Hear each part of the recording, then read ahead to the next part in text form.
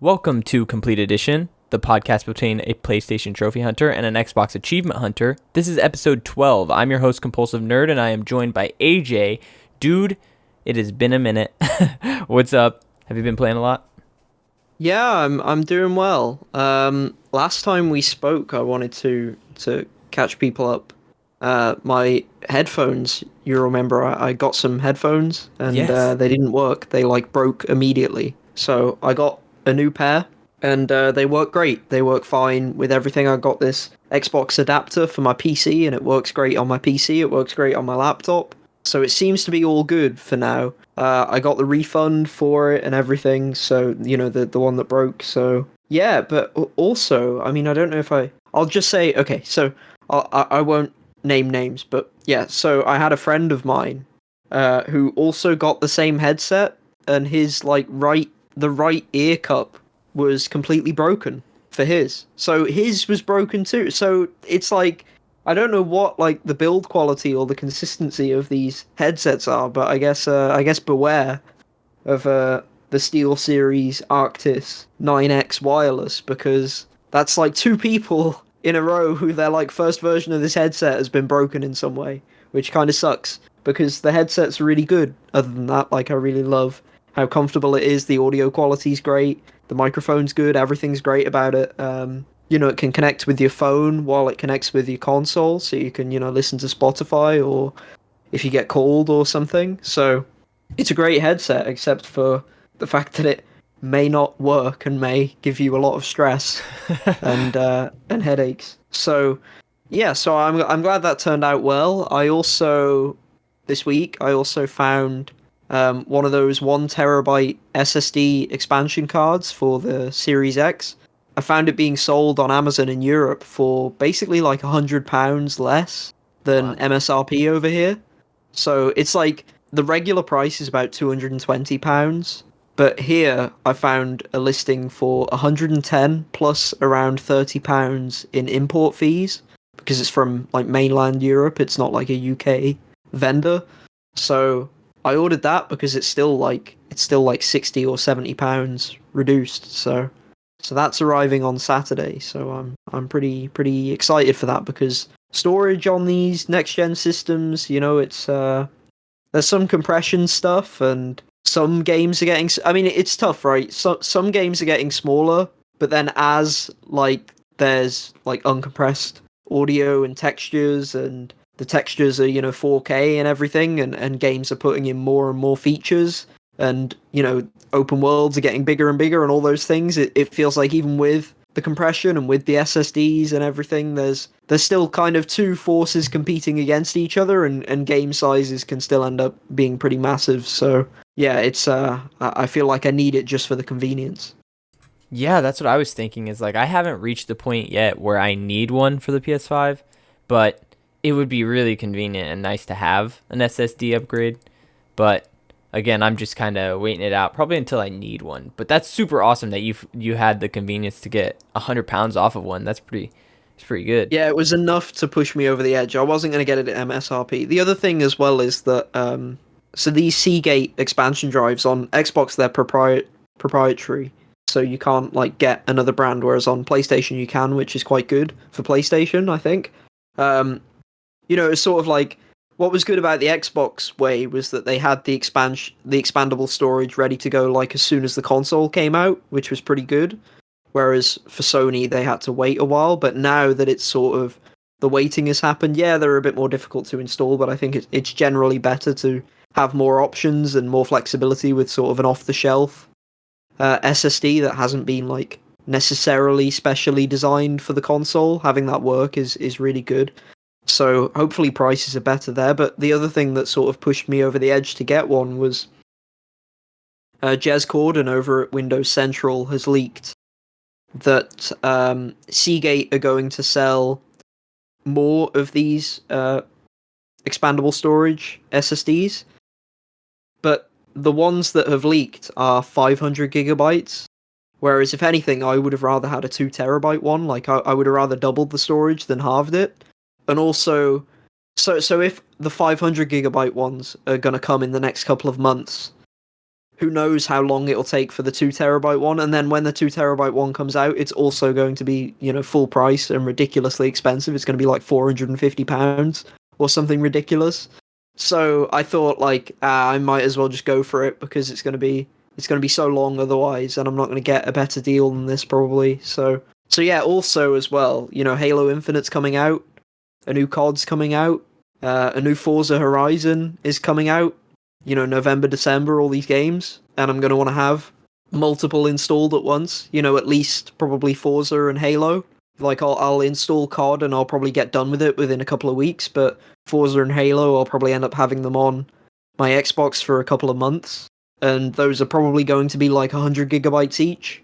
So I kind of like now is a good time. It's good timing that I saw that deal because it's gonna be rough. Yeah, you prepared before the storm. I didn't even think about that, honestly. Like you bringing up the three massive games that are coming, and some of them will stay on your console for a while, because that's generally how it goes when you have like favorite games and new games that you enjoy. You keep them on there for a minute. Yeah, well, it's for me, it's the fact that I play more multiplayer stuff than you, I think, and Yes.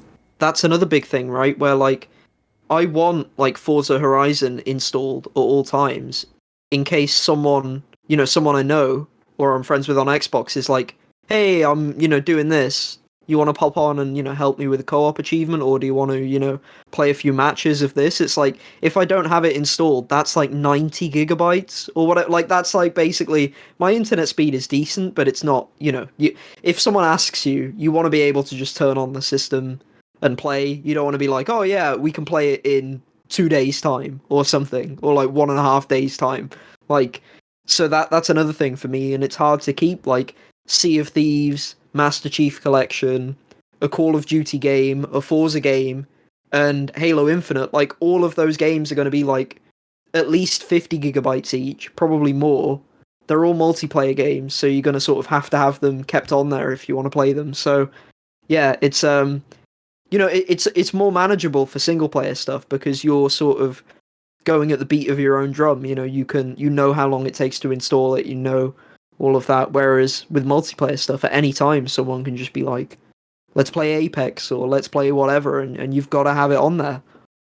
Yeah, speaking of internet, dude, like I am so grateful. Like after I moved out of my parents and I got my own internet, like this shit is so much better. Dude, it takes me like I think it took me like 10 minutes to get Kana. It just was like so fast, and it tends to be that way for most games. Is like if I want to get something, I it's usually like 30 minutes to an hour. And then I can play and I'm good to go, and it's just so freaking fast. God, I used to I used to live in a village, and we had like old internet. And when I was growing up there, like a year or two before we moved out, it was actually the worst. My internet Yeah. speed was like one. It was like 1 megabit per second or something. Like wasn't like 10 or like 50 or No. 100. It was like one, and Yeah. it was pain, pure pain. It was. Now I think I'm at like 100 now, around 100, and that's I live in a town, which is so it's like it's good for the town, but it's not good for like a city, obviously. But it's like it's totally manageable. Like you say, like I can get like if it's like a 20 gigabyte download, I can get that done in maybe like an hour and a half, 2 hours or something, and that's fine. I can deal with that. I can cope with that. Yeah, and I feel that pain. Like whenever I was living at my parents, I think we were getting 3 to 5 megabits per second, and it just kills you on the inside, and especially when if you try online gaming. Oh no, it's so bad. Yeah, my download speed was so low that it's like on the progress bar, you like can't even see it moving for a while. You're like you don't even know if it's actually downloading because the rate is so slow that it's like it's slower than the update intervals, if that makes sense. Like it's like you have to wait for it to do like several you have to wait like several minutes for it to even like progress the bar like a tiny bit. Yeah, have you ever So seen like that? I don't know if you've seen this on Xbox, but on PlayStation, dude, it like has a timer where it's like predicted amount of time, and it's like 99 plus hours.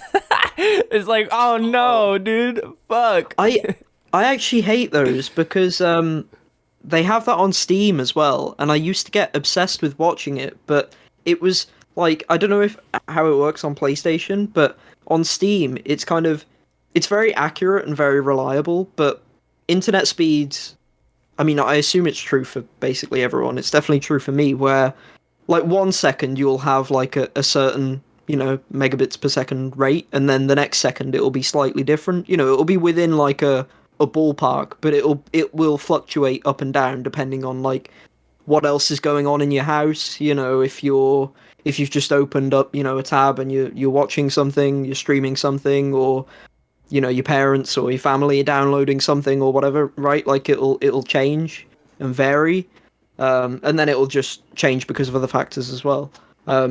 So it was always annoying looking at that like predicted time, because you'd get like a predicted time when you'd get like a download speed spike, and it'd be like, oh, at this rate it'll only take 30 minutes, and then a second later your speeds just like go down a bit, and then it's like, oh, actually it's not 30 minutes, it's 3 hours, and you're just like, what the fuck? And then it'll keep like going between those two time ranges, and it's like, well, now I don't know how long it's gonna take. Yeah, that So exact. that's my experience with those. Yeah, I know what you mean. I mean, whenever I downloaded Kana, it was like, it was so weird. It was like you have 12 minutes left, 10 minutes left, 13 minutes left, 8 minutes left, and I was like, what? What? Figure it out. Figure. Yeah, yeah, exactly. It goes down and then it goes back up and then it goes back down again, and you're like, this is useless. I don't know what I'm looking at. Yeah, like it's definitely accurate, but it's just taking. I don't know if they'd be able to do it, but it's like they need to take like an average out of like a bunch of readings, and it seems like they just take one reading and then give you a figure, and then take another reading and then give you a figure. They need to average it out more or something. But yeah, other than that, in terms of my week, I've been setting up a Twitch channel. I did a short test stream of Far Cry 6, and it went well.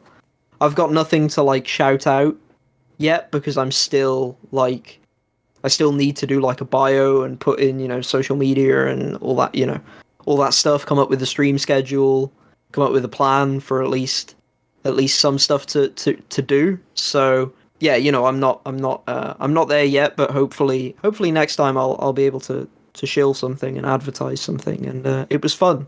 My test stream was fun, so I'll do it again in the future. That's exciting. Yeah, you and I talked about we're gonna start making the show bi-weekly because we're just so busy in our personal lives, and we love to do this and we don't want to stop it. So I think it works out best if we start bi-weekly, and if you can get your streams up and running, that gives everyone something that they can tune into every other week or so.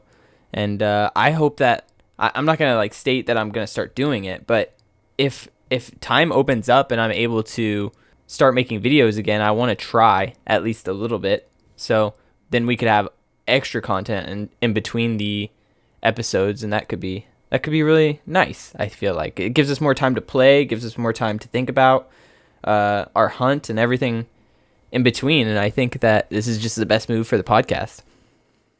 Yeah, and we can. Yeah, it gives us time to do some extra, like a stream or some video content. Hopefully, some sort of special content as well. Occasionally in that sense. Yeah, so I think it will be the best move as well.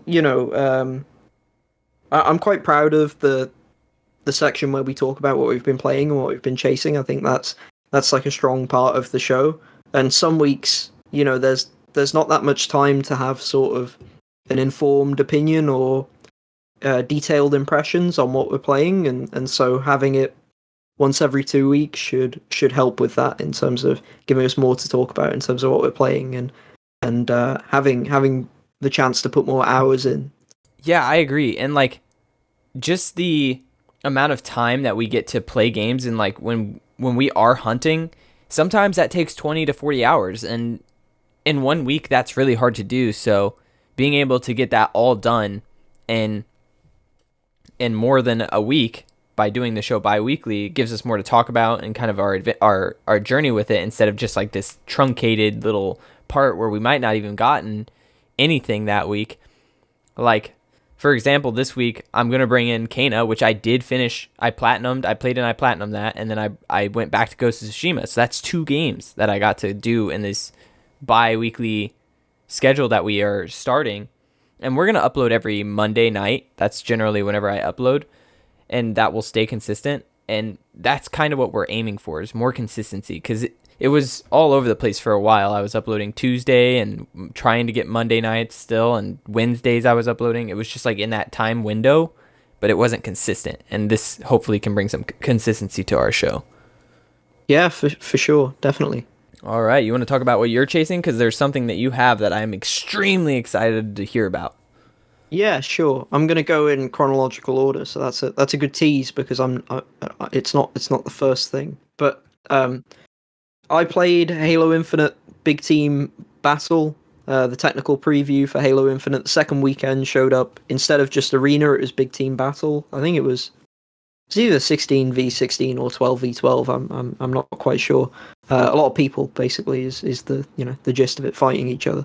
There was a capture the flag game mode, a Team Slayer game mode, and then a one of these modes where you have to control the points, kind of like domination. Only it was quite cool. It's called Total Control, and it was actually my favorite of the three. It was like domination in Call of Duty, where you have three flags, but instead you have to capture all three at the same time, and then you score 1 point.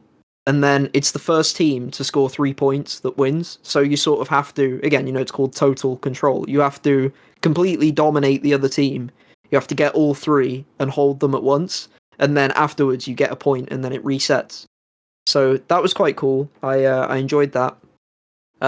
It was good as well because I got to play with some friends during this technical preview, and I've not really played multiplayer games with friends that often since Counter-Strike, so it was nice to get Halo in with the boys because it was Halo 5. It had good multiplayer, but people weren't really into that game. I wasn't really into that game.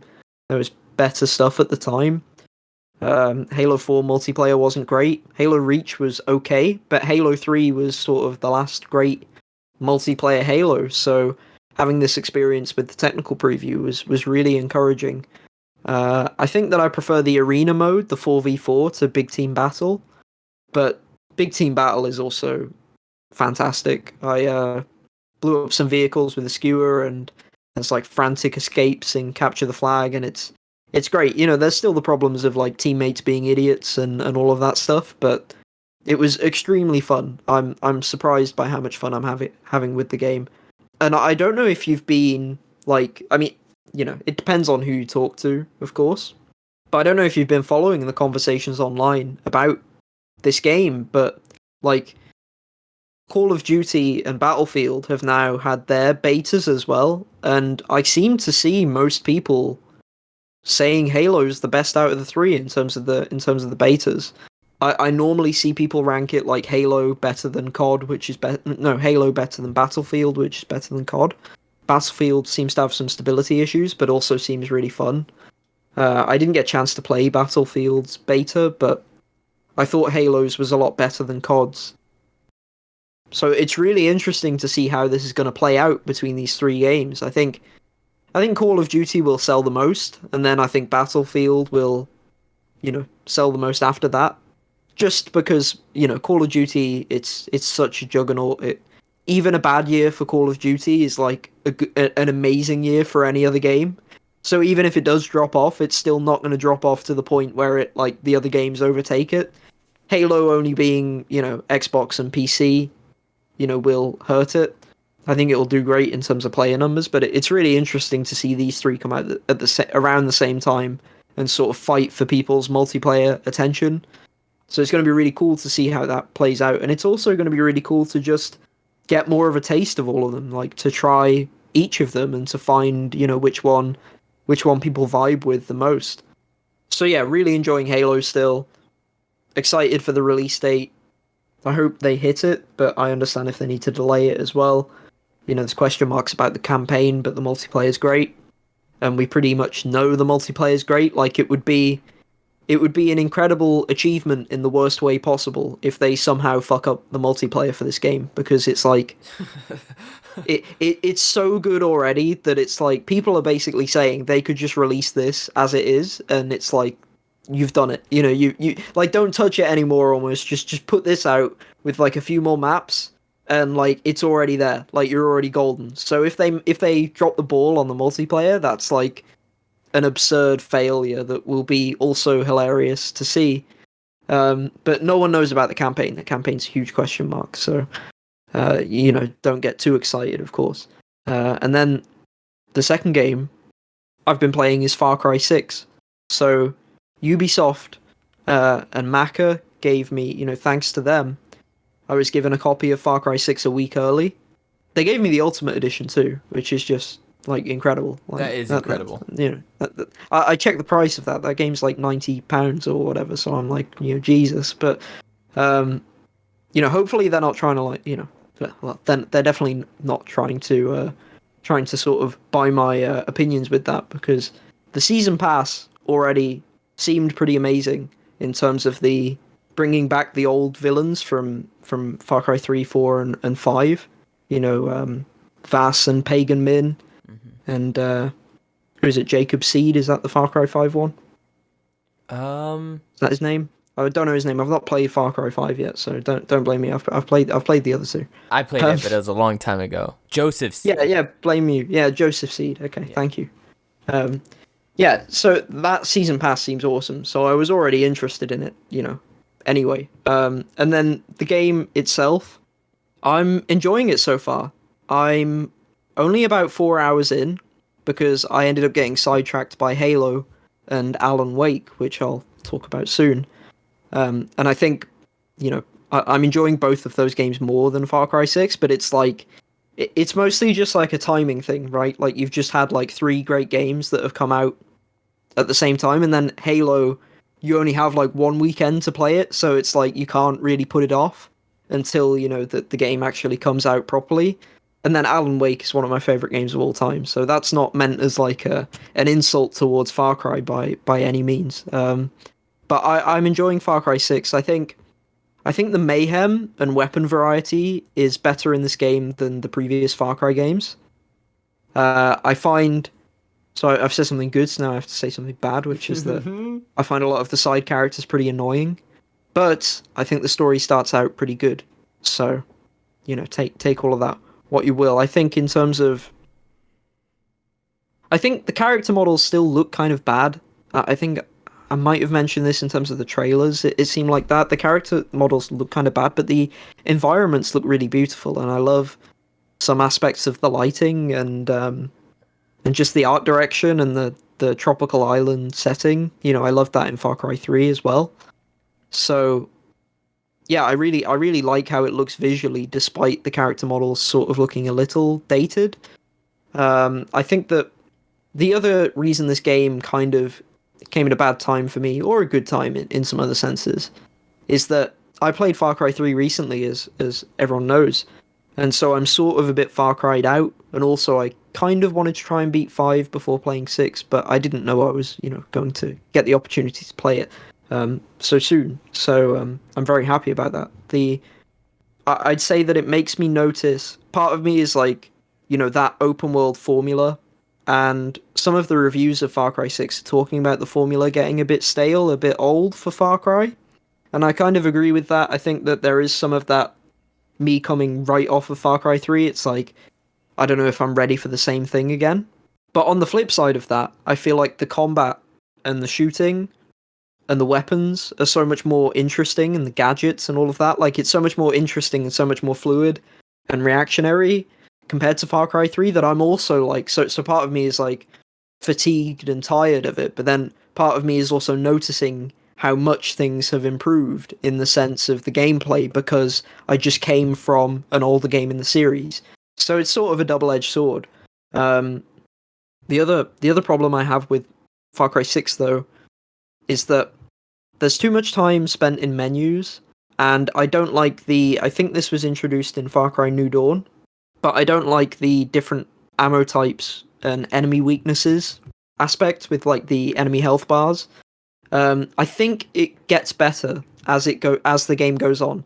Like, I think it starts off more annoying and then is more satisfying the further you get through the game. Because early game, I found that I'd have this like level 1, so like a pretty rubbish bolt action sniper, but it's still a bolt action sniper rifle, which in video game logic, if you're using a bolt action single shot weapon, you expect that to, like knock people on their asses.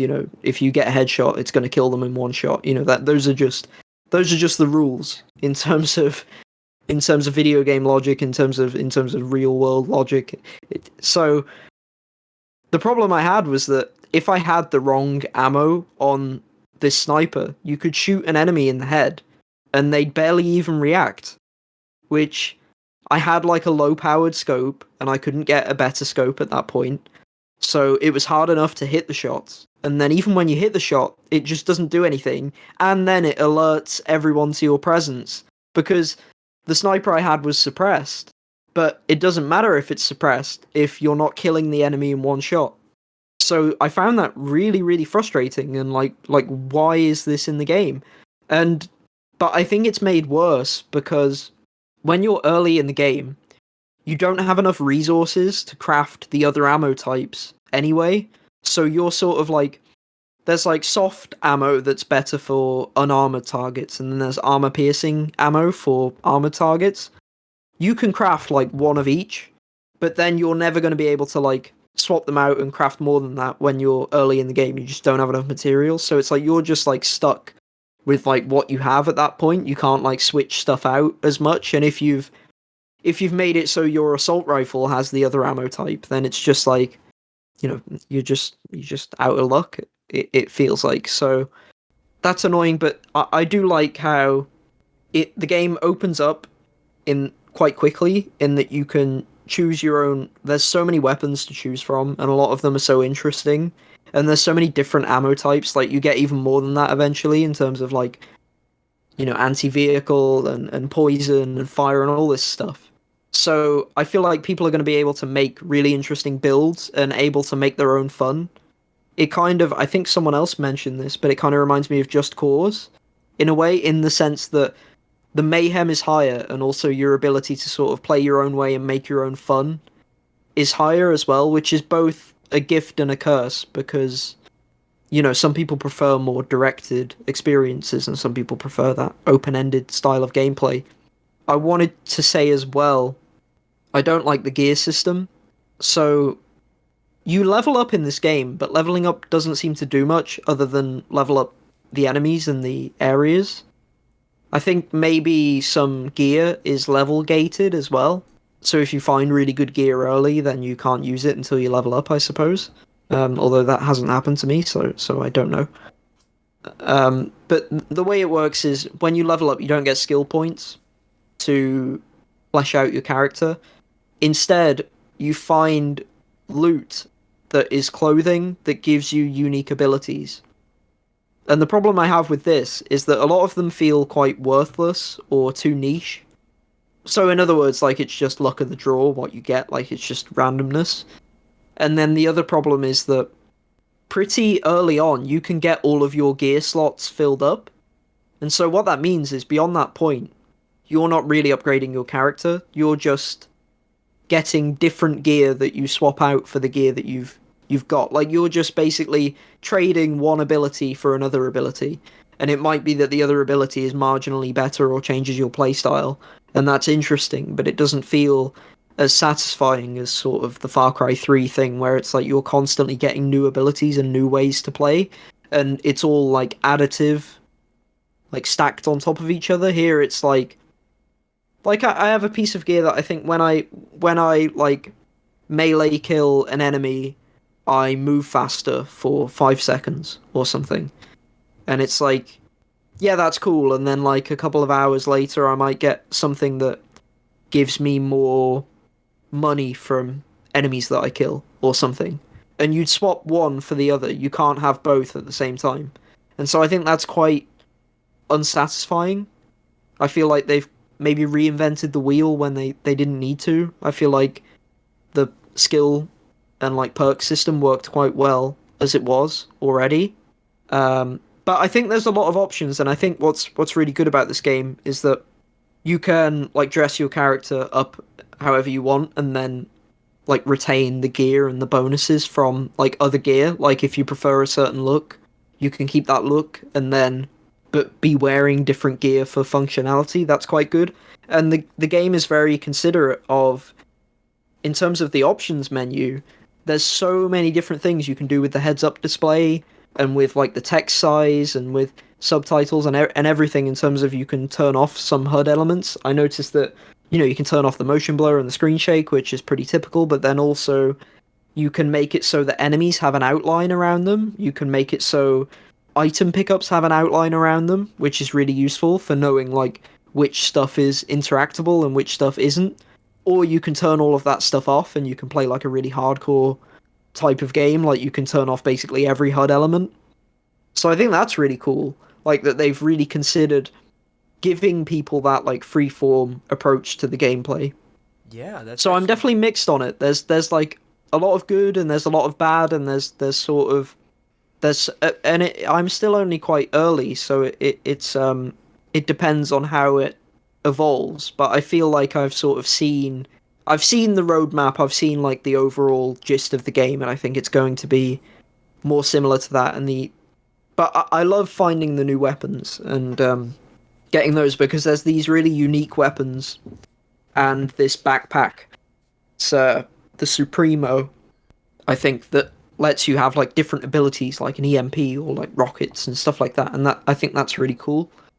I really like that. And then there's companion animals as well, which were introduced in Far Cry 5. They seem pretty useless so far, but I've not discovered all of them. But they're quite cute and compelling in their own right. Anyway, I think companions in games are quite cool. And yeah, I think that's everything I have to say about Far Cry 6 at the moment. But I assume you may have some questions. Um, I do have a little bit of a couple questions. So you said like you can dress your character how you want. It's a first person game. Are you just seeing how your character looks during cutscenes and then it keeps all your gear on and things like that? Yeah, so the cutscenes are in third person, and then also like you'll see like your hands, and I'm not sure if you can look down. Yeah, you can look down and see your shoes and stuff as well, and your legs. So you can see yourself to some extent, but then also the cutscenes are in third person, and then when you go to there's these like camps in the game, and I didn't know why they did this, but you've basically answered that question for me inadvertently. The game turns third person when you go to camps, and you can Oh, like walk around and interact with NPCs. that is So you get to awesome. see your character that way as well. Um, yeah, in those camps, there's this mini game that seems to be. It was either Assassin's Creed Revelations or Assassin's Creed Brotherhood, or possibly both of them. You know where you'd get like assassin recruits and you could send them off to do stuff. Do you know what I'm talking about? Yeah. Yeah, there seems to be a mini game like that in these camps where you can like recruit different resistance fighters and like send them off to do stuff for you, which is I don't know. I quite like that even though it's very simple. It's like it's kind of like a mobile game essentially. Like it's not anything. It's never going to blow you away, but it's interesting as an extra layer to the game. And then there's also this like cockfighting mini game as well that sort of gives like two roosters health bars and they fight each other and stuff, and that stuff's really cool. And there's some camp building stuff in these like third person camps. So all of that is quite good. Like I think a lot of people are criticizing this game for being too much like the other Far Cry games, and I kind of agree and I kind of disagree because I feel like the stuff I've talked about here is actually quite different to what the other Far Cry games have done, or at least it's been building upon stuff from Far Cry 5 and Far Cry New Dawn and like combining it together and really adding to it in that sense. So I do think the game is like a natural progression of that stuff. So I don't think it's entirely fair to say it's completely stale. And it does take risks, or in the sense of like with like the gear system and all of the ammo and the customization and getting rid of skill points and stuff. So I think it has tried to change it up. I think that the changes it's made haven't all been successful, and I think that that makes the game less interesting and more boring. But in other words, like if what they did with gear and taking out skill points and all of like if it did work and and it was really compelling, then everyone would be saying like, "Oh, this is amazing! Like they've changed up the formula." It's just the fact that they maybe tried to change things up and it didn't work, and so everyone's like, "This is a bit, this is a bit repetitive and Right. too reminiscent of the old games." But I think that the vehicles are very customizable as well. There's different like attachments you can put on them, and so they really do give you this like free form nature of the game. I will say there's some weirdness with the balance. I think the AI isn't very good, the enemy AI. When I stream the game, I managed to stealth an outpost, but it was like I basically stood in a building in the middle of the outpost, and the enemies were like alerted, but you know when they're alerted but they don't know where you are, so Hmm. you're still in stealth, but they're like running around like, where is she sort of thing. That essentially happened, and the enemies would just keep running into like the main doorway to the building, and I'd just headshot them with a nail gun, and then they'd just keep doing that over and over, and then I cleared the outpost, and it did the thing, where it like zooms out and does like the epic like camera shots. Yes. It's like never detected, and it's like, really, I was never detected. Like they all just ran into the same doorway and got headshotted like the instant they spotted me, and that was the whole thing. And it was like, okay, so the AI isn't brilliant here, That's but very Far Cry of them. That's very Far Cry of them. Like it's always yeah, been bad AI. yeah. I mean, it's like I noticed that in Far Cry 3 as well. You know where you like you shoot like the animal pen and the animal comes out and just kills everyone. And Yes. sometimes you'll have it so the animal comes out and like picks off everyone one by one. And I've had it where you don't have to do anything. You just shoot the animal cage and then you can just go get like a drink or go eat a snack and you've just won. Like that's it. And then sometimes you'll do it and the AI will just all laser focus on the animal and they'll just like gun it down and it'll die without killing a single enemy, and it's like it's never consistent, and Never. that's what's more frustrating about than the AI just being stupid. It's that it's not consistent, I think, in that game.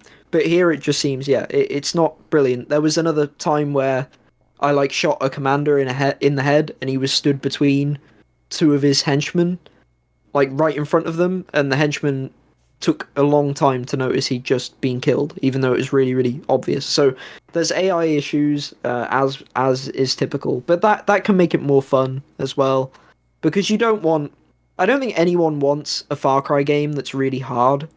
Like it, part of Far Cry, for me, the fun is like the power fantasy and the destruction and the ability to like go through stuff stealthily as well, and the contrast between those and the flexibility of the game. And I think if the game was harder, you'd not have that flexibility anymore because you'd sort of be like, you'd be like looking up a strategy guide or being like, oh, I've got to do this mission this one way because it's the easiest way and otherwise I'll die over and over. Like no one wants to be in that situation with this type of game. If you're playing XCOM or whatever, then go ahead. But or like a big strategy game. But with this, it makes sense. It kind of fits that the AI isn't the best. Yeah, the chaos is kind of fun in Far Cry. Like that's the whole point of it. It's been so wild ever since 3 that it's kind of like but it doesn't go too far like Saints Row does. Cuz Saints Yeah, Row 2 was really awesome, but then it just went so far that it was like, okay, this is just ridiculous. But Far Cry is so chaotic and like fun without going way too far, and that's what I freaking love about the series. But I'm so conflicted on everything you've brought because I'm sitting here at a point where I'm like, do I buy Far Cry? But like you said, it will be expensive because I want to get the Ultimate Edition or whatever season pass I can get, and that'll be like $100 or like 100 USD. And or I could just wait for a sale, but it's like I love Far Cry and I want to play it so bad. It's just like such a hard decision for me. And I have the Open Critic score for it up, and it's got a 79 on Open Critic. It's got a strong recommended rating, and then it's 74% recommended by the critics. And it's just like, damn, I don't know what to do with this game. Like, do I yeah, invest in it or do I just let it go and wait for a sale?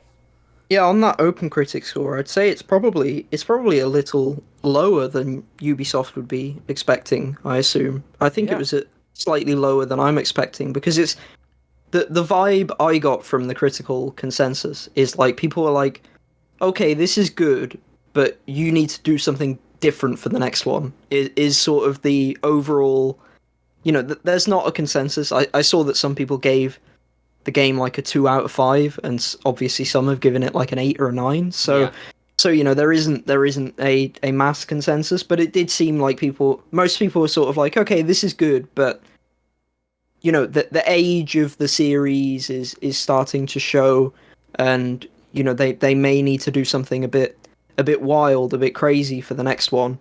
And so yeah, people, like you said, like what 74% critics recommend. I mean, that's 1 in 4 critics sort of saying this game isn't great. That's for a big budget AAA release. That's not a brilliant ratio. In terms of, it's pretty good, but it's not. It's probably not where you'd want it to be. Well, three It and four, 3 and 4, 3 out of 4 like critics would recommend playing it. Yeah, yeah, that's what I mean. But even like as in 1 out of 4 saying, you might want to avoid this is more than I would have expected for like a typical game of this type, I Yeah. think. Because that essentially means that like 25% of critics are saying it's less than like a 6 out of 10, which is, well, it depends because some outlets think that a 6 out of 10 is a bad thing. So That's true. maybe, but I don't know why. But yeah, so I think that it's good. I think that you're not. I don't think you have to rush to play it. I think that you can wait, and I think that you'll still enjoy it. I haven't had many technical issues, so I'm not saying like, oh, you need to wait for patches. There's a HD texture pack that you have to download separately, which is quite annoying. But other than that, there's nothing really broken about the game, or there wasn't in the time that I played. Right. So there's no reason to sort of stay away, but there's no like, oh, you've got to see like this one thing, and if you get it spoiled, you're done for. There's nothing like that where I feel like people have to rush out to get it. But I think also it's like, the positive side of the game being, similar to the other ones in a lot of ways is that you know what you're getting, and if you love Far Cry, then you're probably going to really like this game. So that's the good thing about it not being revolutionary. But I think that it tries some things, and a lot of those things don't really work, which is unfortunate. I think as well, like, because you don't get skill points. Something I really liked about Far Cry 3 and Far Cry 4, but Far Cry 3 I'll say because I know definitely because I played it so recently, where when you would stealth an outpost in that game, if you just killed everyone in the outpost, like guns blazing, they'd send in reinforcements through the alarms, and then you'd get more XP from killing those enemies. But then at the end, you'd get like 100 XP for the outpost clearing. If you got through the outpost where you were detected, but you didn't let them call the alarm for reinforcements, you got 500 XP. If you got through the outpost completely undetected, you'd get like a massive 1,500 XP, which usually would take you like if you were close to a level up, that would take you like way over, and it would be like almost half a level up on its own. So it was really satisfying in that game, at least I found, to be stealthy, because it's like you're going to reward me with a ton of experience, and that's going to get me more skills, which is going to make it easier to be stealthy, or it's going to make me have more health or whatever, and it's going to snowball out of control, right? Like I'm going to do this impressive thing, and then that's going to give me like a big power boost, and then that power boost is going to let me do more impressive things, and then so on. And that's like a really, that gives you the dopamine in your brain. You're like, hell yeah, this is awesome.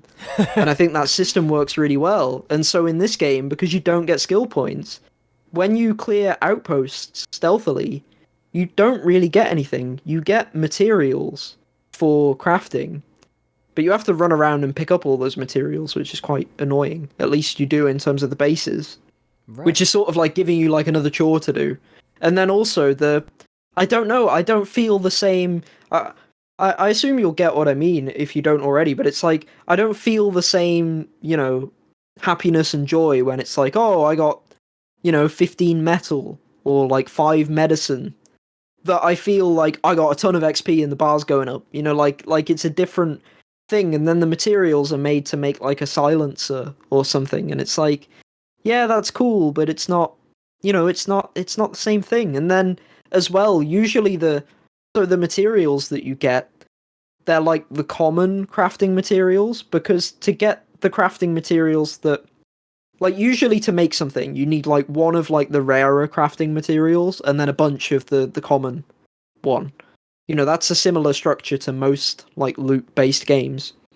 But you only get the rare crafting materials. They'll be in like a special red box in each outpost, and you'll get like one of them. Like you just get one. I don't like that. So when you clear an outpost stealthily, it gives you more materials, but it just gives you like a bunch of the common ones. And so again, you're just like, why am I even stealthing it? Like, stealthing it might take me longer. And also, a lot of the guns that are quite fun, the guns get quite crazy. So I do actually feel like it's kind of a spoiler to go through them, because it's quite cool to discover them. So I won't. But the guns get quite crazy. They're not just like in Far Cry 3, for example. The craziest weapon, or like the most destructive weapon, was probably like the grenade launcher or the RPG, and it's like, that's not really that exciting. It's a bit exciting, I love shooting a helicopter out of the air with a grenade launcher, or blowing up a car full of 4 people. That is really fun and satisfying. But the weapons in this game they get like way more crazy than that in terms of what you can do and their destructive power. So, even with like the Supremo backpacks and stuff and all the crazy stuff you can do with the vehicles. So, by being stealthy, you're kind of like, I'm missing out on all of this chaos. And then also also what I'm doing is more difficult, and I'm not getting that much fun out of it. But I will say it's not too bad, because there are still quite cool stealth weapons. I mentioned before the nail gun. I've already spoiled that. I've already said it. So, you've got this nail gun that you can get, and it's quite powerful and fast firing and satisfying to use, and silent, of course. And then, yeah, the other problem, I don't know how you'd solve this, but the other problem I have, I guess, is that you get a lot of these cool weapons quite early. Like, early game, you have, like, nothing, basically. Like, you're just getting what you're given. Then you reach a point where you have a ton of options that open up to you, which is really cool. But then after that, after you've sort of chosen what you want and put some attachments on it and stuff like that, you kind of feel set in your ways again, because the weapons aren't like Borderlands weapons, in the sense that in Borderlands, because of how it's so stat driven, you constantly have to switch out weapons. So even if you really love how a weapon feels and plays, you can't just keep like a level 5 weapon when you're level 10. Like, you have to get rid of it. In this game, you don't have to do that, which is good in some ways, because it means you can really build something out and make it your own, which is really cool. But on the flip side of that, once you're like, oh, I love the nail gun, then you're just going to use the nail gun for the rest of the game, and then Yeah. that's it, right? So it's, there's what I'm trying to convey, and I think I'm doing an okay job of it, is that there's some stuff that's really good in some ways, and then that same stuff can have a drawback, and it feels like they didn't really think of the drawback or try to do anything about that. They just sort of left it as it is, which is fine. But it's like, yeah, it, for everything that it does differently and interesting, it also has something where I'm like, Far Cry 3 did it better by not doing this, like by not doing it at all, in a way. And for some stuff it works better than that, and some stuff it doesn't. But I think I think generally it's still a lot of fun. But if you're looking for innovation, there's some, but it doesn't really help. It doesn't propel it higher than the heights of Far Cry 3 for me. See, and that's But the thing is, like, as a Far Cry fan, I've been through this. Like, ever since 4, it's like everyone's like, oh, it's just a copy of 3. And, and I looked up on OpenCritic 4, 5, and New Dawn before 6. And it really is very similar to the scores of Far Cry 6 on OpenCritic. Like, 83 for 4. It's an 82 for Far Cry 5. And a 73 for Far Cry New Dawn. So it's like we are in this range of like high 70s to low 80s. And I think that for someone who loves the series like me, I'm going to love this game. But like, I think that I'll love this one more than the other ones because of the reviews that I'm seeing where people are saying like, it's not as stale as the other ones. It's got this weird mystique around it, and I'm excited to play it. But it's just like I'm very curious. And while you were talking, I looked up the trophy guide. Very easy. Looks like 3 missables about. That's it. Yeah, there's a couple of co-op things Yeah. that I need to get done because I made the mistake of Far Cry 5 has some multiplayer stuff and I didn't do it. And so now it's going to be hell trying to do it. But Oh, absolutely. yeah, Far Cry 6 has a couple of co-op things. So that's what I'd say because you can do everything else in your own time, but multiplayer achievements, we hate them here on this show. We do. We hate them. Get in there when the servers are popping and when everyone's talking about the game and when everyone's got it if you can. If you can find someone and beg them and say like please do the co-op achievements with me. Do it now. Don't wait. The longer you wait the harder it's going to get and then eventually it will be impossible to get. So, just keep that in mind. That's why I'm like so on the edge. And are you done with Far Cry 6? Oh, no, so I'm in terms of am I finished playing the game? No. No, am I no, done no. talking about Yes. it? I think I think that's it. In terms of this game, I want to play more, but it's probably going to be on the back burner for a while. I don't know if I still have to like I'm still in that position ultimately now where I'm like I've played enough of Far Cry 6 where I feel like I've seen all the gameplay mechanics. I've seen the world has opened up to me. I've been given freedom to do whatever.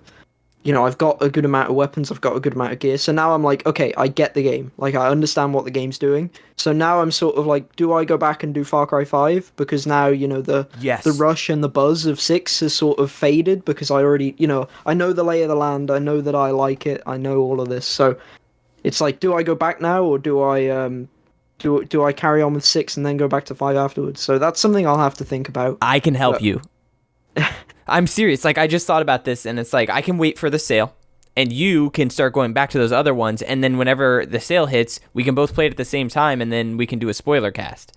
That would be like... Yeah, we could definitely do that. That makes sense as well. Yeah, because that won't rush me through 6, you can go back to 5, and you can enjoy that, and even if you want to, you can go to New Dawn, and then... Because, like, New Dawn is the sequel to 5, which is... Spin-off to 5.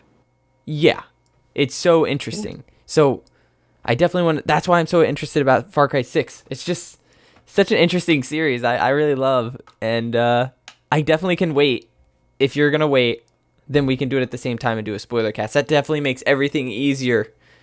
I'll start focusing on other things. Yeah, and then, so that's Far Cry 6. Then the third game I've played is Alan Wake Remastered. And I love this game. So I spoke about it a few weeks ago, I think. You did. And I love the original game. It's been so long. It's been 11 years since I played this game, which is crazy because obviously 11 years is so long ago for me because, I'm 23 years old that, when I played this game, I was a dumb kid that didn't know anything essentially. So going back has been interesting because I'm like, did I have good taste then? Did I have bad taste then? Because when you're like barely older than 10, you don't have amazing opinions on stuff or like a developed brain or anything like that. So it's interesting going back because I'm like picking up on more stuff that I didn't pick up on then, and it makes me love it even more. I think that there's some stuff that's a bit cheesy and maybe cliche, but I still enjoy it because it has such like a knowing tone about the game. And I don't want to say too much about this game because I'm not finished with it, first of all. I'm about halfway through. I'm on chapter 4. And I also don't want to spoil much about it for anyone that hasn't played it because this game is very narrative heavy. It's very narrative focused. It's completely plot driven. It's completely linear, even though some sections may be like a little more open. And it's about this, this small town where, spooky stuff, spooky, mysterious sci-fi stuff starts happening. And a big part of that is the mystery and what's going on, and it's about the characters as well. So I kind of don't want to say anything because I'm like, I want people to go play it I want to play it. and experience it for themselves. And this game, so I talked about it before, but the story of this game is great. The structure of the game's great. The collectibles are fantastic. The collectibles are these, so the coffee thermoses don't do anything.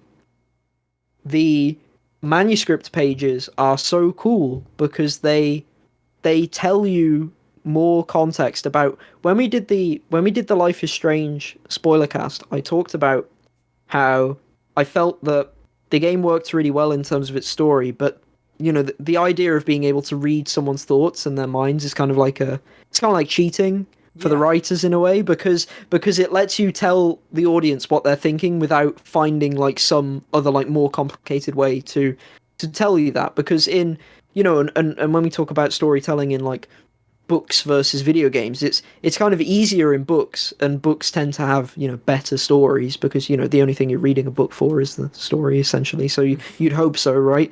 But books can have better stories in some ways because there's less rules in that sense because they can just tell you what a character's thinking, and they can spend ages just really intricately describing a scene to you and describing someone's thoughts and feelings from like an omnipotent perspective rather than from a character's perspective. And then you can also write about what the character thinks about the other character and all of this stuff. Like you can go in so much detail, whereas in a game you can't slow down the pacing and you can't really give that insight unless you have a power like in Life is Strange True Colors. And this game does something similarly in the sense that these manuscript pages give you more context on the different characters. They give you more context on Alan Wake. They give you more context on the events of the game that are happening. And also, they're really cool because they sometimes go backwards in time. They sometimes go forwards in time. Sometimes you're not sure where they take place in time. And that really makes you, as a player, when you read these, you start thinking. You're like really actively thinking about the story because you're sort of discombobulated like the protagonist is. You don't know which way's up. You don't know the order things are happening in, so you're sort of like trying to puzzle it together yourself.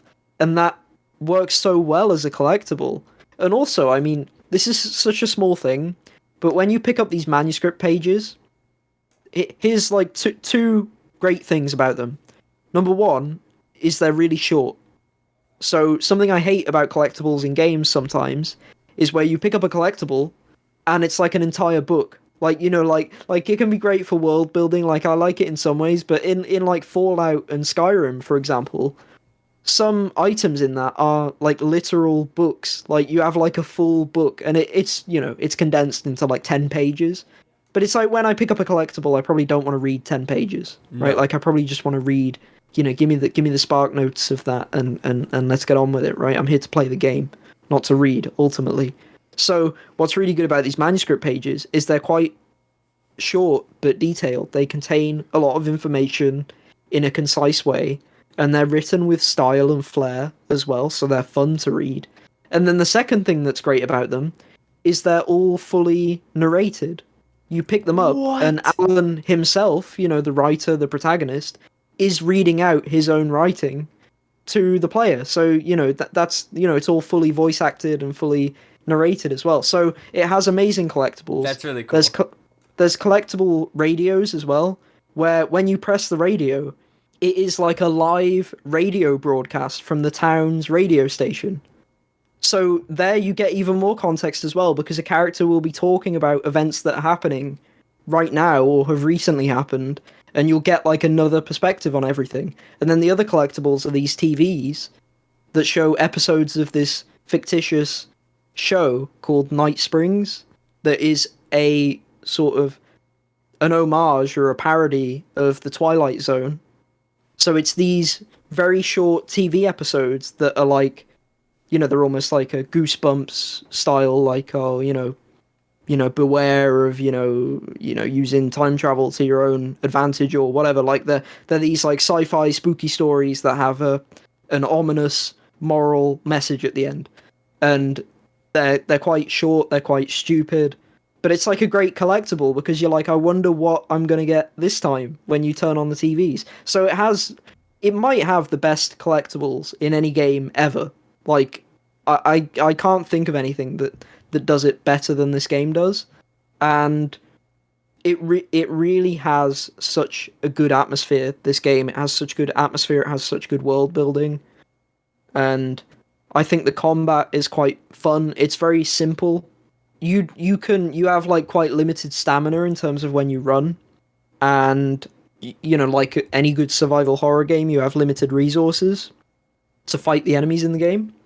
And I think it does a good job of giving you tension, and it will take items away from you and will make you powerful when it wants to make you powerful, and it's really well paced and well controlled in that sense. So I can't recommend Alan Wake enough. The remaster's great. It's 4K 60.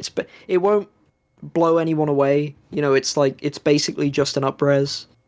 It's not like a full, it's not a full remake, a full ground up remake, or a gigantic overhaul in terms of a remaster. But I think they know that, and that. The game isn't full price. It launched. It was £25 for me, so they're not expecting $60-70 for this game. So the remaster's limited, but they've priced it appropriately for you to gather that from the pricing. Yeah, so it's not a full price game. No, no, Oh, dude, it's then I think I might get that this week instead of playing Deathloop or anything like that. I think that this game is right what I want right now because it's the middle of October and it's like spook season, so it's like I kind of want to get into this sci-fi like thriller game, and it's very much story, and you already know me, narrative over gameplay all the way.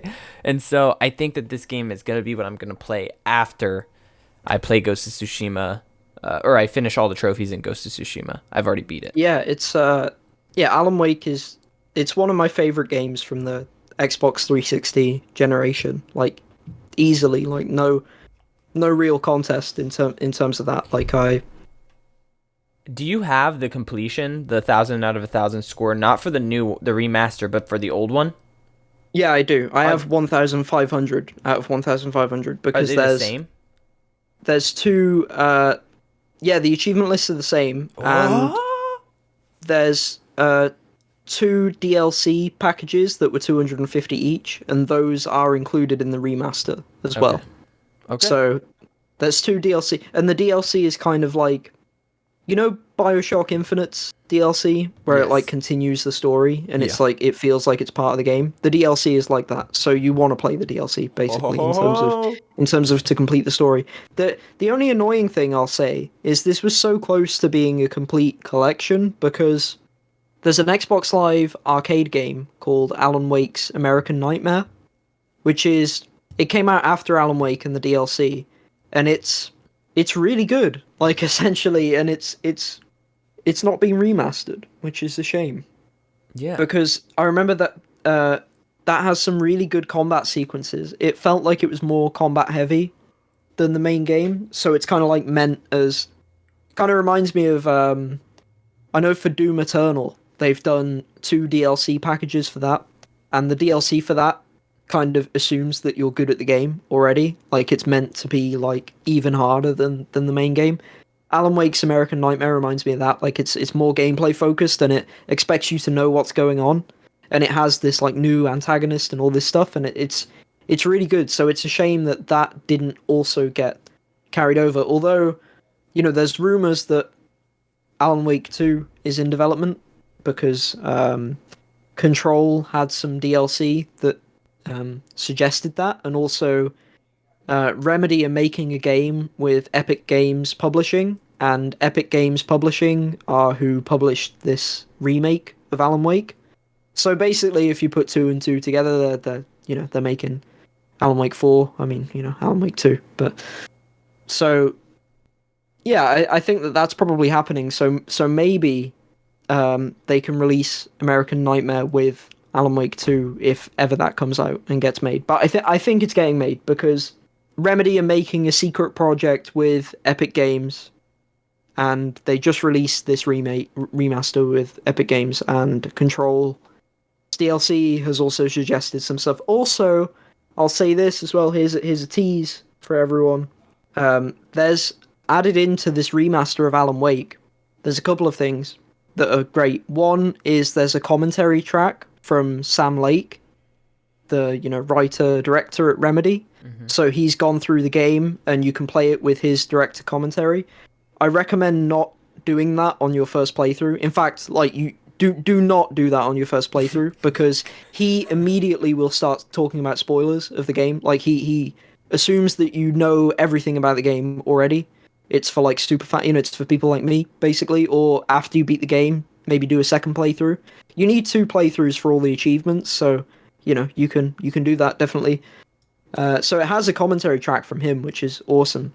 And then also they added these QR codes hidden into the game, and if you scan them with your phone, you'll see some really cool stuff, some new stuff that was made about 4 months ago.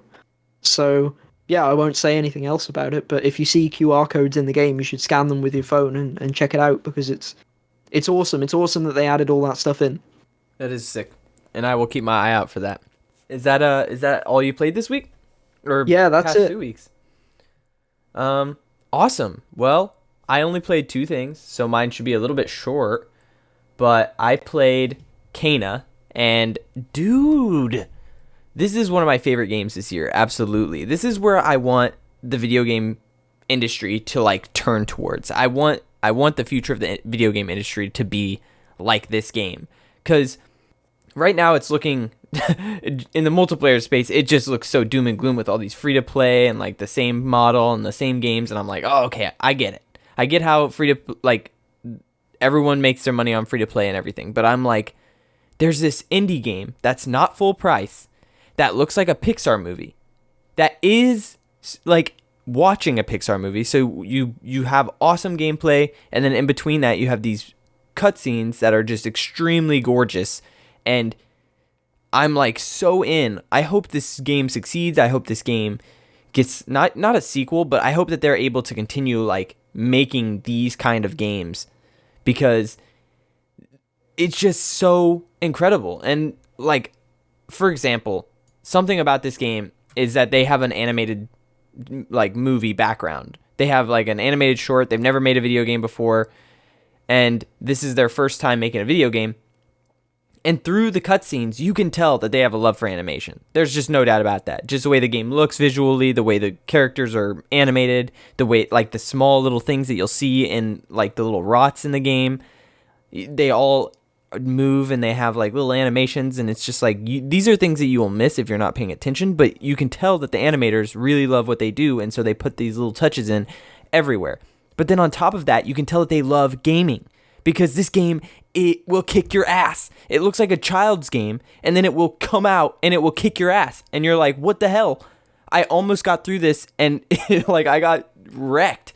And that's how like there's such a dynamic between the battling and the cutscenes. Is like you earn the animated cutscenes as you go through, because it is so difficult. Now I want to say that I started off on the hardest difficulty, and that was like the proper way I feel like to play it, because I was being challenged and I was exploring new areas. And that's like kind of a criticism I have, is maybe that they had 3 areas in the game, so it takes place in like in thirds, but they seem to be all the same. If it's not a cave or a forest, that's it. There's the very end of the game takes place in a snowy area, but you do not explore the snowy area. It's like one small battle in a snowy area, and that's it. Like, there is no environment other than that, and that might be because time crunch. That might be because they were focused on animating and less on the whole diversity of biomes and stuff. It was just very forest or cave, and that is fine because it was so pretty the entire time that I didn't mind. But every boss I came to was so much fun. And the only, like, another criticism I would have for this game is like open the parry window just a little bit. Like, I mean, just a little bit, probably like 0.4 or 0.3 seconds. somewhere like really really small, because it's just too short at this time. It's like they basically have to be making contact with you, and then you have to press the button at that time, and it made the game so hard. And if that's their vision, and that's totally fine, but it was very difficult for me, and I was losing my mind, dude. There was sometimes where I the combat is set up really really cool actually, and I think that people complain about this, but this is going to be my take on it. Is like, you have these, as you play the game, there's like an ability builder or like an energy bar, and you have the more rots that you collect, which are the little characters, they're collectibles. The more that you collect, the more that you level up, and you can get up to 5 of them if you collect all 100 rots. But as you fight in combat, these energy meters fill up, and you can use the energy meters not to get health. Now, you do use them to get health, but you only have a set number of health that you can get per battle.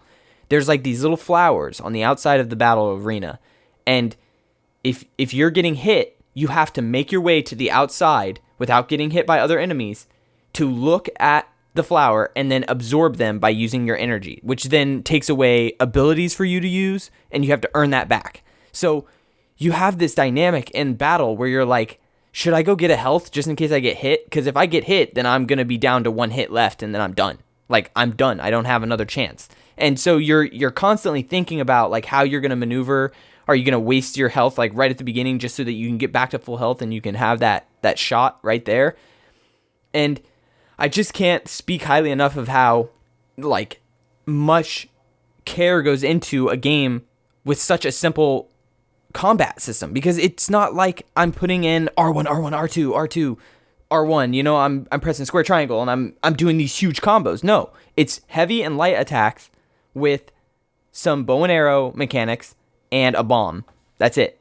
And then you decide how you're going to move those combos together. And if you are able to then get your abilities up, then you can use the rots to, you know, use a hammer or shoot like a more powerful arrow. And that's it. But you're constantly like focusing on weak points on enemies, your health, like parries, and just this whole dynamic and this loop of the combat was so much fun for me. But on the hardest difficulty, man, I was really struggling. And I pulled up the Kana Bridge of Spirits trophy guide because there was the exploit that we talked about, and it's a 2 out of 10 if you use the exploit, which is where you can basically play the game on easy and it thinks that you're on the master difficulty, which is the hardest. There's 4 difficulty options, and I started on the third difficulty option, which is hard, and then there's master.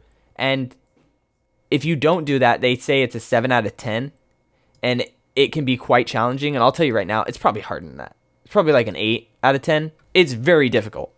I mean, just one hit during the final like boss fight was taking 3/4 of my health. So, I mean, I was trying to do these battles almost flawlessly, and then there was mini fights that had to be done, and it's just like, don't get hit.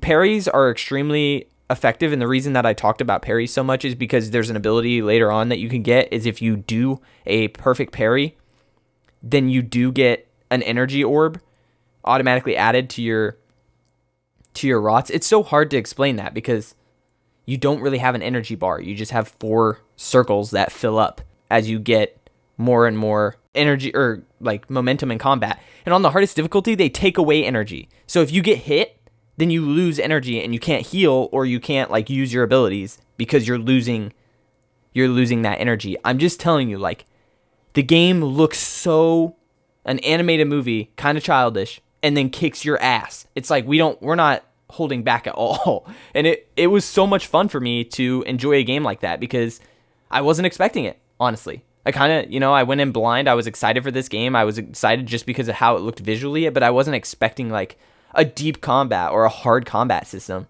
And throughout, what did you have to say? No, sorry. I was just gonna say that I really like. I think Kenna's a timed exclusive. I think a developer lets slip that, you know, at some point they're gonna consider other platforms for the game. It's already on PC. Yeah, if I'll definitely look into it at some point because I really like games that are, simple to get into, difficult to master. Yes. Which seems like what you're describing here in terms of what you can do. I find that in a lot of these types of games, it's like it's more important to like not get hit than to focus on like dealing damage a lot of the time. It Hmm. depends on where your mental focus is and what the battle is. But I really love the game Fury. It's an indie game purely focused on boss fights. Has an amazing soundtrack. One of my favorite indie games ever. And then one of the reasons people love, the Dark Souls games is for the boss fights. Your enemy encounters are fine, but everyone's in it for the epic boss fights. And Blasphemous, a roguelike game that I've played, has great boss fights. I've heard I haven't played enough of Hollow Knight, but Hollow Knight has really sick boss fights. Like I love hard games that have really cool boss fights, and this game seems like it has really cool boss fights and beautiful animation and all of that stuff. So it seems like something that would be right up my alley. And everything you're saying is That's what I was it about to say sounds too, great to me. because you complimented the how I was talking about the animations, and like that carries into the boss fights, dude. Sometimes you have to like really focus on their animations, because depending on how their animation is about to like go out, then that's how you decide like if you're gonna dodge, because it might be a move where it's not you're not able to parry, or if you can tell that it's gonna be a move that's gonna be parryable, like then you're watching it, and like Yeah, there's for just sure. there's I really was cool gonna say, oh, go ahead. I know that, like I said about Dark Souls, but something you do in that game, or at least what I do sometimes and is recommended, is that like the first time you fight a boss, basically keep your distance from them, don't go in for attacks, and just learn the move set. Like let it cycle through every move, and then look Yes. for the tells and look for the animations and think about the opening windows and then execute on that. And that sounds like exactly what you're talking about in terms of that combat system and combat style Yeah, and it and gets how you harder should whenever approach it. they have a boss fight, and you're like, oh, this is awesome, and then they're like, the boss is like, I'm gonna summon some enemies, and you're like, fuck, like I'm supposed to watch you and your fucking little minions, and it's so much fun, dude. And between like the like wall, like banging your head against a wall moments of these boss fights, and then you get through one, it's just such a beautiful world, and like it clears darkness, so like you get this beautiful colorful world, and you can go explore it for a while, and you're not going to get any like combat encounters. You might get like one or two, but they shouldn't be something that like halts your game. It's basically wanting you to push further into darkness as you go into the game, and like that balance of like you choose when you want to explore and like maybe level up your energy, and then go out and then try to attack the next area. Like that's all up to you and how you want to play this. And like I said, it's just nice to have that breather after having like such difficult combat. And I wouldn't say that the hard difficulty is like the hard, not the master difficulty, is what makes it hard. Master is what makes it really hard, but you still are going to struggle on the hard difficulty. And it's one of those games where you have to beat it on hard, and then it will unlock the next difficulty. And I think it's smart that they did that, because even with all my knowledge and like how I knew how I was going to build the skills tree, I knew which skills I should take first, because they were going to give me the advantage in certain boss fights, and I knew which boss fights were coming first.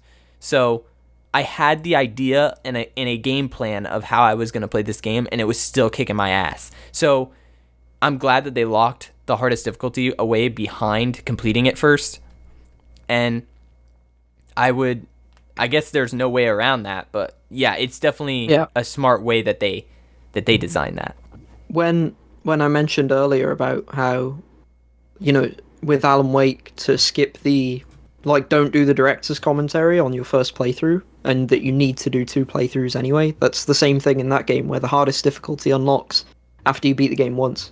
Also, in that game, the hardest difficulty also has some unique collectibles as well, because that game is crazy with collectibles. But yeah, I like that in games where part of me, I I know that I'm much more of a hardcore gamer than most players. So I think that I wish that you could enter in like a code that lets you get the hardest difficulty straight away, just to like get your ass kicked or whatever, and just fuck around and see if you can get through it. But then also I'm like, it's a good call for them to have you play through the game first, because I quite like that in games where you play through it on normal before unlocking the hardest difficulty, and you're sort of like, if you know that you're going to go for the completion where you play it on the hardest difficulty afterwards, while you're playing it on normal, you're like thinking about like, oh, this section is going to be such a bitch on hard, right? Like you like, there's like parts where you're like, oh, okay, this is manageable, this is fine, and then there's parts where you're going to be like, fuck, like this checkpoint is going to be, it's going to be brutal. And then while you're playing it on normal, you're almost thinking like, you're thinking of, okay, so I got through it, but I got through it on like a quarter health, so let's think about the strategy that I'm going to use when I'm back here again next time. And I quite like that sort of planning aspect of the game that you don't get otherwise. Yeah, and I'm going to tell a story about a situation that I had that ended up being such a benefit for me, but it was a giant waste of time too. So, on the hardest difficulty, I had already known and I got all the collectibles and I did all of the trophy stuff that, like, not combat wise, that I needed to get, so that whenever I restarted, I wouldn't have to recollect everything, even though I collected a lot. But on the hardest difficulty, on all the difficulties, there's a collectible that is called a cursed chest. And these are challenge chests. So you decide if you want to take them on, and then if you die, then it'll spawn you back at the beginning of the chest, and you can try again. And on the hardest difficulty, there was these 3 cursed chests in a row, and they were like, you have to kill 30 enemies in 45 seconds or a minute. And it was like extremely difficult on master, because they take more damage and they do more damage to you. So I was like unable to get the last one. There was like a set of 3, and I was unable to get the last chest, which was fine because I got the other 2, and you get the rewards anyways.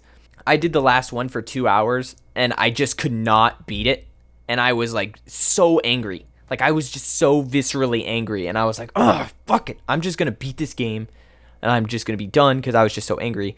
And I had 5 trophies left, and I started to look at the combat trophies, and I'm like, fuck, I should have done this on the hard playthrough, not the master playthrough, because some of these trophies are going to be really hard, and I'm not going to mention them because they could spoil like different like abilities that you get, and I'm pretty spoiler sensitive. But like, so there's some trophies that had combat, and I was like, oh my god, what I can do is I can go back to that chest that I could not beat, and that spawns a ton of enemies, and that you have to kill them like within a certain time, and I could just start getting the combat trophies by that chest. And so by not being able to beat that chest for 2 hours, I was able to return to it and knock out 3 combat trophies through that chest. And I was like, fuck yeah, dude. Like, if I was to write a guide, or if anyone out there is going to plan on playing Kena, there is a chest in the village, like right in the main area, where there's a set of 3. And when you come to those set of 3, just like look at the trophies and try to get your combat trophies at those, because you just have so many opportunities. There's so many enemies that spawn like right next to each other, and a lot of the trophies are like kill 3 enemies at the same time. Like, for example, since I talked about parrying, it's like kill 3 enemies with 1 parry. That's like one of the combat trophies. And if you're on the hardest difficulty, let me tell you, that's a bitch to do. That is so hard to do. So try to do it, earlier on at those chests, 'cause it's the best place to do it for sure. But I finished that and I platinumed it, and that's number 213 for me. I moved on back to Ghost of Tsushima, and I talked to one of my friends, and he convinced me to chill on games for a second, because there's all these games coming out that you and I were talking about. I want to play Deathloop. Alan Wake is now on my list. I want to play Far Cry. And he was like, dude, you bought Ghost of Tsushima, Iki Island, and you haven't even beat it. And he's not a trophy hunter, but he straight up was like, this is the first time maybe in history that I got all the trophies before you did. And I'm like, Jesus, that is so nuts to me. So I'm going to go back to Iki Island this week. And like, I already have beat it on PS5, but what I did is I'm being scummy, but I am going to do this. So I beat it. I beat the story, which is like a 3 to 4 hour campaign. And then got like I unfogged the map so that I can start going around and doing collectibles on Ghost of Tsushima. And I stopped on PS5 and I fired up the PS4 version and I started to play through the campaign. And what I'm going to do is I'm going to get all the trophies on PS4 and then I'm going to upload my save to PS5 and it will auto pop all the trophies that I would have had to earn on PS5 twice. So basically I'm going around having to get all the collectibles twice and going around getting all of the combat trophies twice, all the exploration trophies twice, just by doing it on PS4 and then uploading it. Because I have both trophy lists activated. So both are at one PS5 is at 75% and PS4 is at 73%.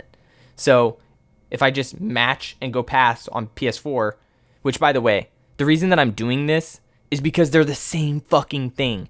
I watched a Digital Foundry breakdown of the PS5 Director's Cut version and the PS4 Director's Cut.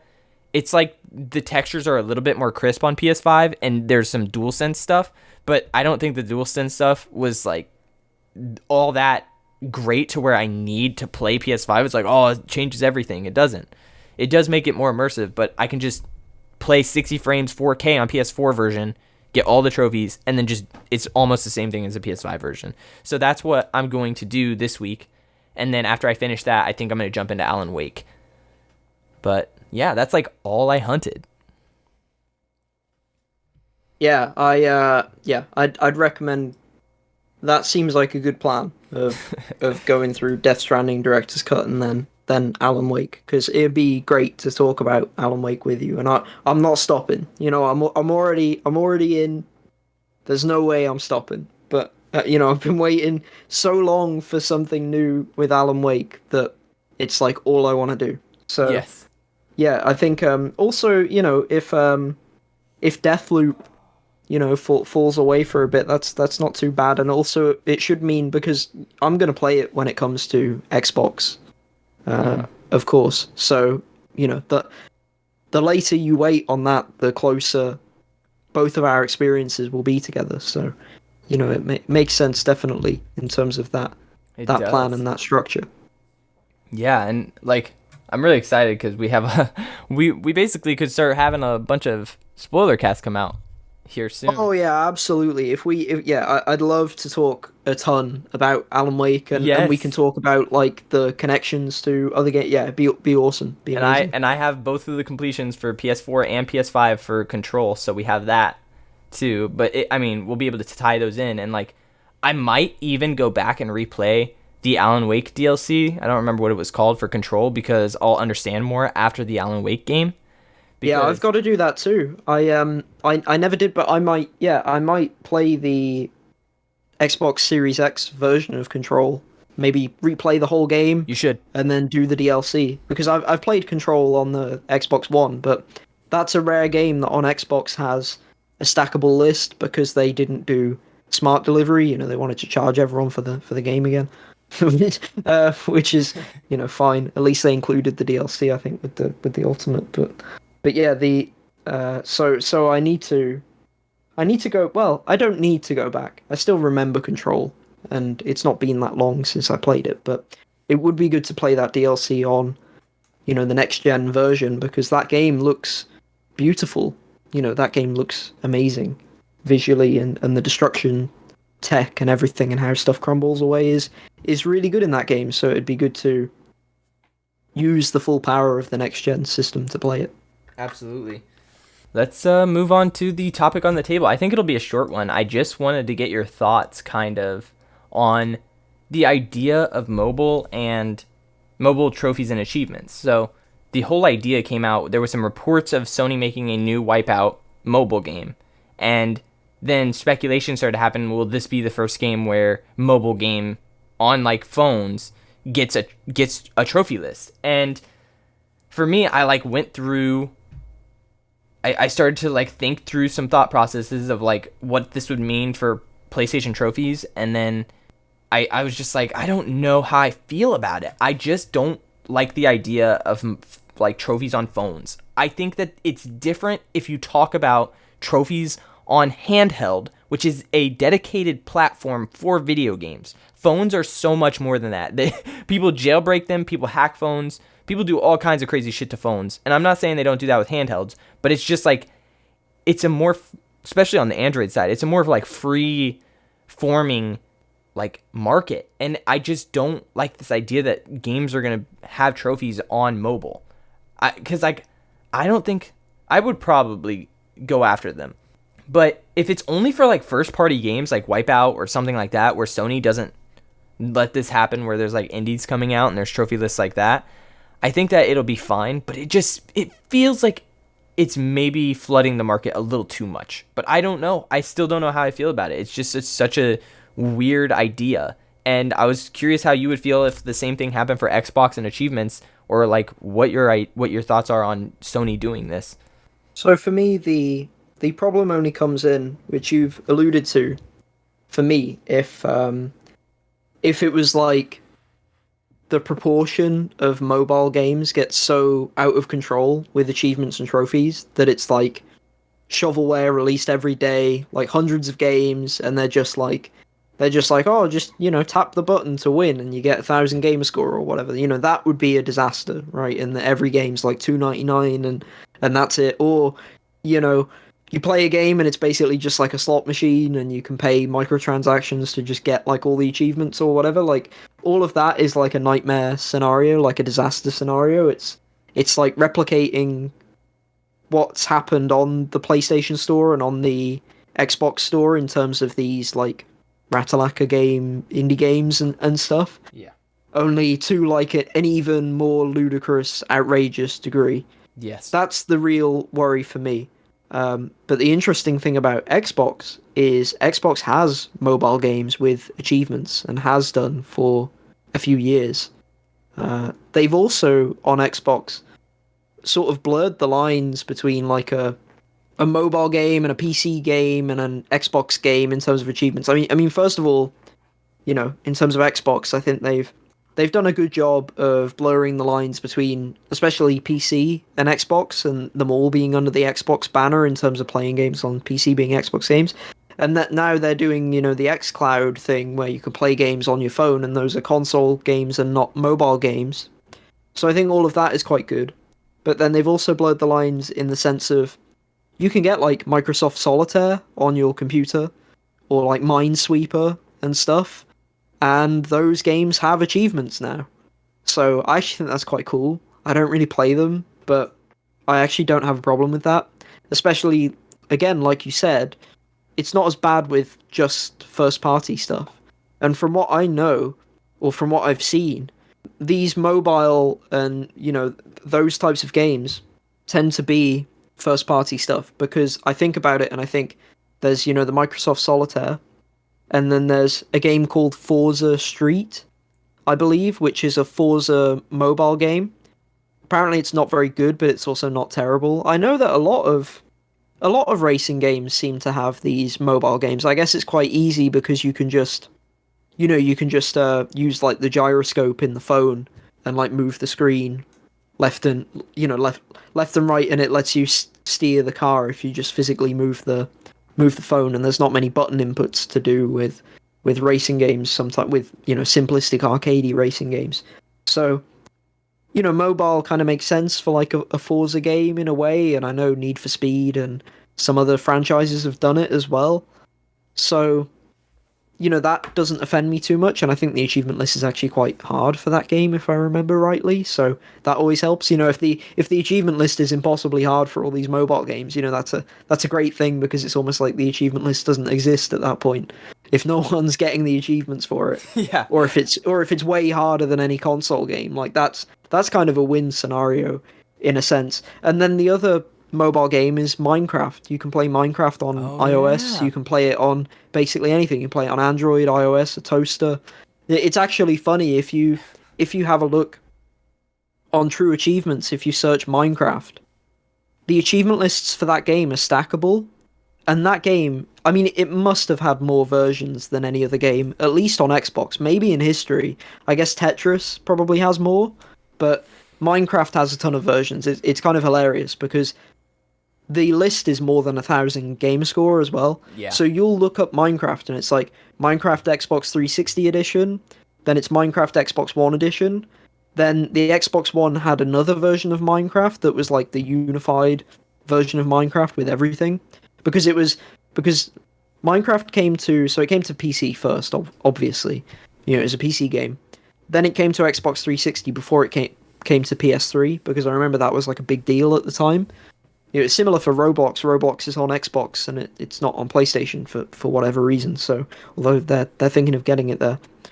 So then Minecraft came out on PlayStation after 360, and then it came out on Xbox One, and then I think around then Microsoft bought Mojang, and they made sort of this one big unified version of Minecraft, and they wanted it to connect with Nintendo Switch players and PS4 players and PC players and Java players and all like every version they could, or most of the versions, because I think that there's a disconnect between the oldest Java version of Minecraft and all the others. And so, for some reason, even though they've got this unified version, they all have separate lists. And I think, actually, on Nintendo Switch, you can get Xbox achievements for Minecraft. So even the Switch version of Minecraft lets you get Xbox achievements and has some Xbox Live connectivity. It would be wild. It's not the case on PlayStation. It would be absolutely crazy if you could get like Xbox achievements on the PlayStation version of Minecraft as well, because then it'd be every version. But yeah, you can get them on iOS, you can get them on Android, you can get them on Nintendo Switch. 360, there's two versions on Xbox One, and there's Windows 10. There's so many versions of this game. I'm probably forgetting some versions. There's that many. So that counts as a mobile game, but also, again, with that game, kind of like Solitaire with PC gaming, it's like that's Minecraft is such a classic game, and it's a I hate to say it, but it's a quote unquote real game. It's a prestigious title that isn't shovelware, that Yeah, sort of has that race to the bottom that a lot of mobile games have. it's true. So I think Xbox has already done it, which makes this dynamic quite interesting. And I'd say they've done it quite successfully, because I think not many people will know that they have mobile games that have achievements. That's how, that's kind of how little the disruption has been. It's not ruined the achievement economy or anything like that. It's been such like a gentle disruption to have these mobile games that it's not really hurt things. So I'm sort of optimistic in terms of PlayStation. It is a bit scary because they could totally fuck it up, right? They could open the floodgates for trophies on mobile games, and then once that happens, you never get it back at that point. Like, Nope. It can be too late if hundreds of games or thousands of games get published and they all have trophy support and they're all terrible free trophies, and it just ruins people's trophy levels and platinum counts and everything. Then you can't put the genie back in the bottle and it's over. So there is that risk factor. I would die. But I also get to be sort of, I don't know. I mean, I'm not completely safe, but I get to be a bit like smug and happy because on my side of the fence, like we've already done it and it's not ruined everything. So it's sort of like we're okay, we're safe. You can always come over here if Sony mess it up. But I think I'm quite optimistic in the sense that Xbox did it, and I think they've done it pretty successfully at the moment. It could change, but so I'm sort of like, hopefully PlayStation will just follow that pathway and just have like first party, top quality, difficult trophy lists, interesting games that fit well with mobile as well. Because I'm not anti mobile game. I don't play them, but there are some good title.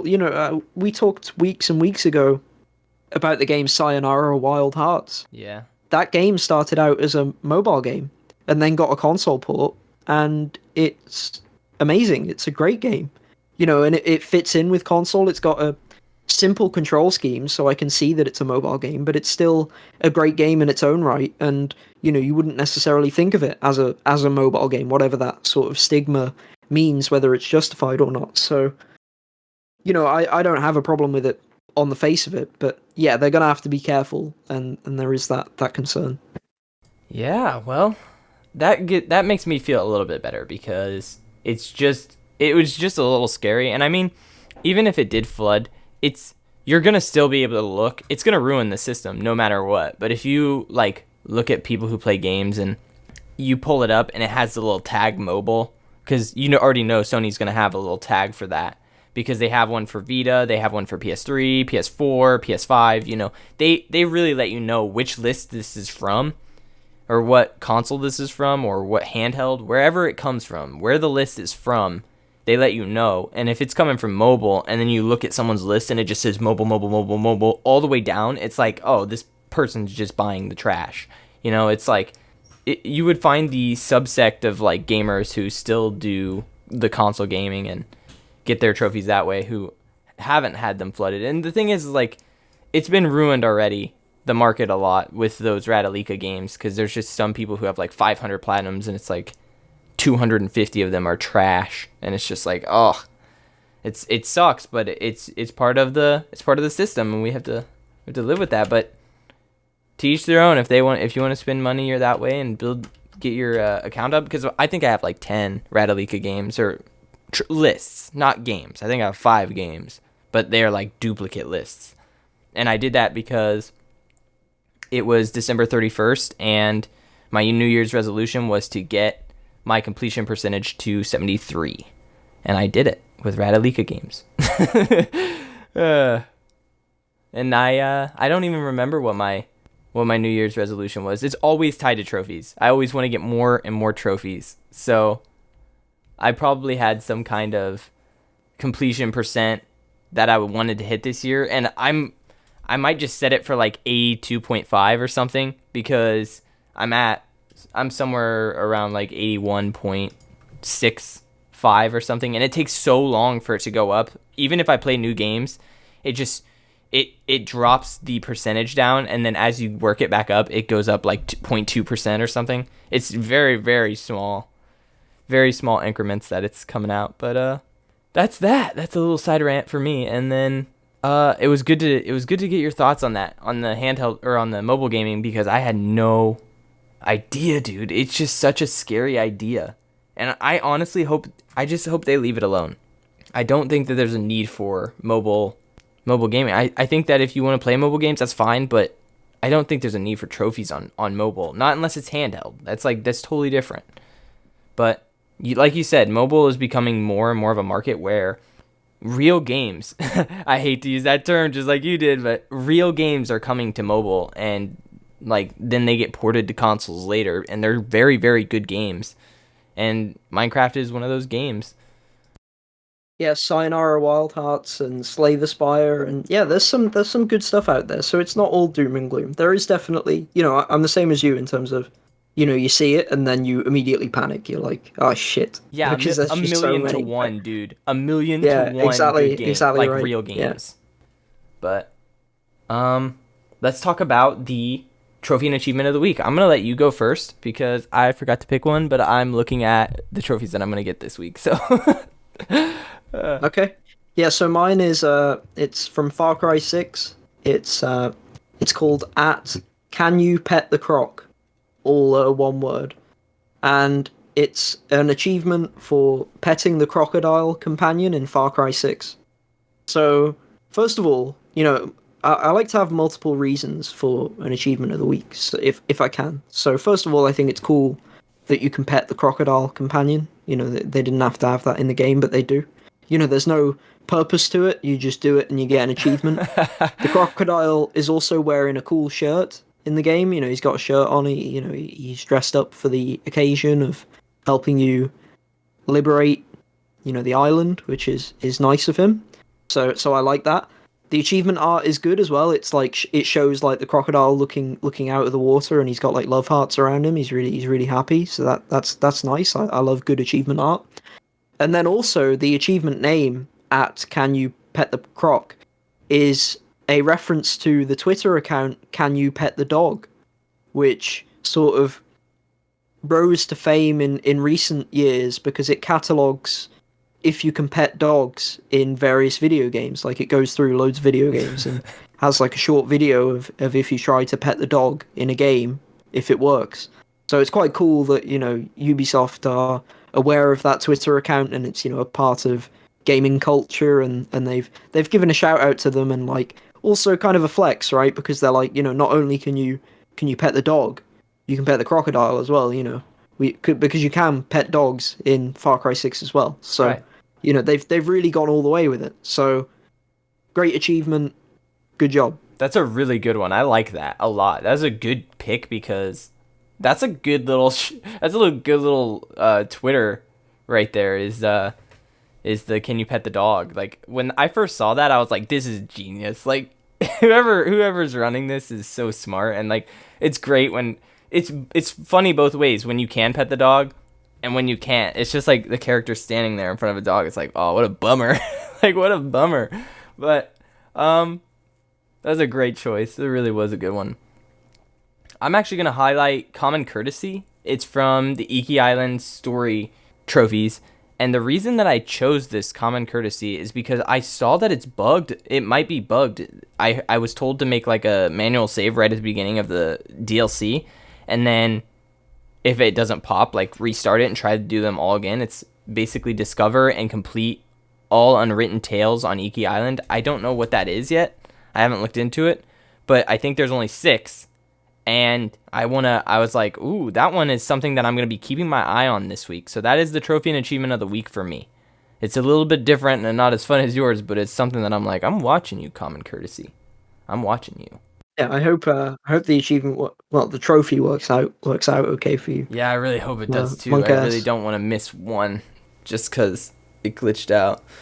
It's not, it wouldn't stop me from getting a platinum or anything because there is no platinum. I'm just hunting trophies this week, not any, like, top number. I won that 100%, but I'm not going to get it because you have to beat all 3 chapters of the raid.